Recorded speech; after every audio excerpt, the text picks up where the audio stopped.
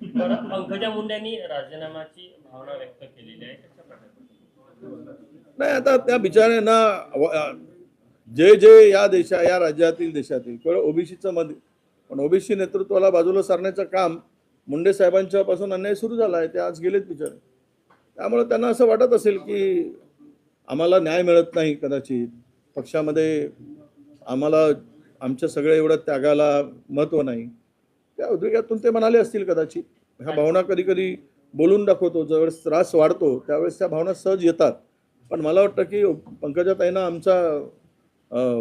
आमची विनंती राहील, एक ओबीसी नेत्या म्हणून, की तुम्ही अशा प्रकारचं पाऊल न उचलता बिनधास्त पक्षातून बाहेर पडा, ओबीसीचं नेतृत्व करा आणि महाराष्ट्राचे तुम्ही ओबीसीचे पहिले महिला मुख्यमंत्री व्हा.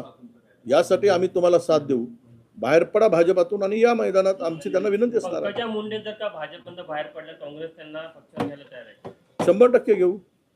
हायकमांडला विचारून घेऊ. तो अर्थात माझा अधिकार नाही. तुम्ही म्हणाल की वरिष्ठीवर सर्वोच्च नाही आहे, छोटा कार्यकर्ता आहे. पण आमची विनंती राहील की हायकमांडला सुद्धा या नेतृत्वाला सोबत घेतलं पाहिजे. राज्यात धर्म स्वातंत्र्य विधेयक लागू